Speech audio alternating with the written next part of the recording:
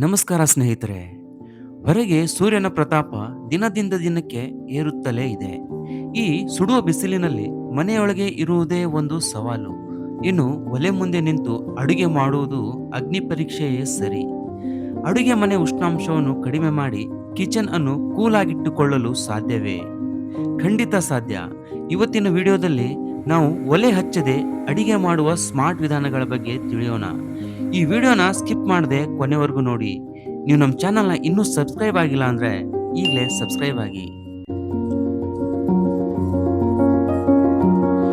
ಮೊದಲನೆಯದಾಗಿ, ಬೇಸಿಗೆಯಲ್ಲಿ ನಾವು ನೋ ಕುಕ್ ಅಂದರೆ ಒಲೆ ಹಚ್ಚುವ ಅವಶ್ಯಕತೆ ಇಲ್ಲದ ಆಹಾರಗಳಿಗೆ ಪ್ರಾಮುಖ್ಯತೆ ನೀಡಬೇಕು.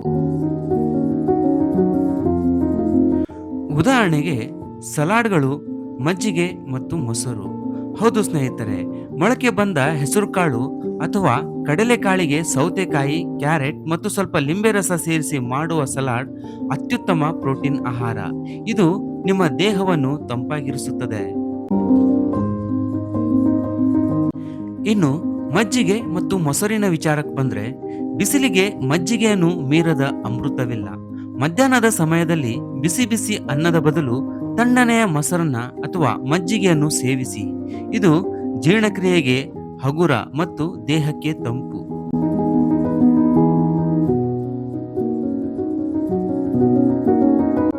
ನಮ್ಮ ಅಡುಗೆ ಮನೆಯ ಗ್ಯಾಸ್ ಸ್ಟೋವ್ ಅಥವಾ ದೊಡ್ಡ ಓವನ್ಗಳು ಅತಿಯಾದ ಶಾಖವನ್ನು ಹೊರಸೂಸುತ್ತವೆ.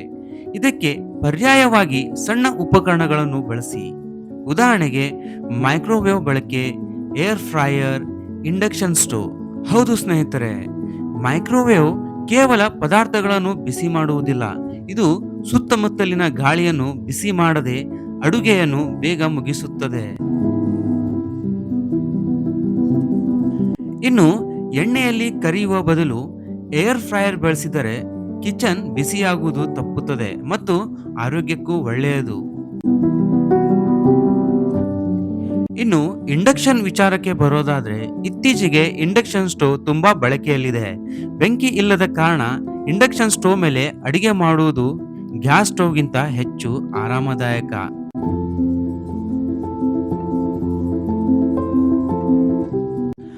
ಅಡಿಗೆ ಮಾಡುವ ಸಮಯದಲ್ಲಿ ಸಣ್ಣ ಬದಲಾವಣೆಗಳನ್ನು ಮಾಡಿಕೊಳ್ಳಿ. ಮಧ್ಯಾಹ್ನ 12ರಿಂದ 4 ಗಂಟೆಯ ನಡುವೆ ಅಡಿಗೆ ಮಾಡುವುದನ್ನು ತಪ್ಪಿಸಿ. ಬೆಳಗ್ಗೆ ಬೇಗ ಅಥವಾ ಸಂಜೆ ತಂಪಾದ ನಂತರ ಅಡಿಗೆ ಕೆಲಸ ಮುಗಿಸಿಕೊಳ್ಳಿ. ದಿನಕ್ಕೆ ಬೇಕಾದ ಅನ್ನ ಅಥವಾ ಬೇಳೆಯನ್ನು ಬೆಳಗ್ಗೆ ಬೇಯಿಸಿ ಇಟ್ಟುಕೊಳ್ಳಿ. ಪದೇ ಪದೇ ಒಲೆ ಹಚ್ಚುವುದನ್ನು ತಪ್ಪಿಸಿ.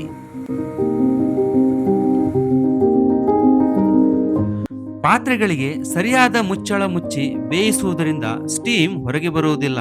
ಇದರಿಂದ ಕಿಚನ್ನಲ್ಲಿ ಆರ್ದ್ರತೆ ಮತ್ತು ಶಾಖ ಕಡಿಮೆಯಾಗುತ್ತದೆ. ನಿಮ್ಮ ಅಡುಗೆ ಮನೆಯಲ್ಲಿ ಎಕ್ಸಾಸ್ಟ್ ಫ್ಯಾನ್ ಇರುವುದು ಬಹಳ ಮುಖ್ಯ. ಅಡುಗೆ ಮಾಡುವಾಗ ಅದನ್ನು ಆನ್ ಮಾಡಲು ಮರೆಯಬೇಡಿ. ಅದು ಬಿಸಿ ಗಾಳಿಯನ್ನು ತಕ್ಷಣವೇ ಹೊರಹಾಕುತ್ತದೆ. ಅಡುಗೆ ಮನೆಯ ಕಿಟಕಿಗಳಿಗೆ ಬಿಸಿಲು ಬೀಳದಂತೆ ಪರದೆಗಳನ್ನು ಬಳಸಿ. ಮತ್ತು ಮುಖ್ಯವಾಗಿ, ನೀವು ಅಡಿಗೆ ಮಾಡುವಾಗ ಹೆಚ್ಚು ನೀರನ್ನು ಕುಡಿಯಿರಿ. ಎಳ್ನೀರು, ಕಲ್ಲಂಗಡಿ ಹಣ್ಣು ಮತ್ತು ಮಜ್ಜಿಗೆಯನ್ನು ನಿಮ್ಮ ಆಹಾರದ ಭಾಗವಾಗಿಸಿಕೊಳ್ಳಿ.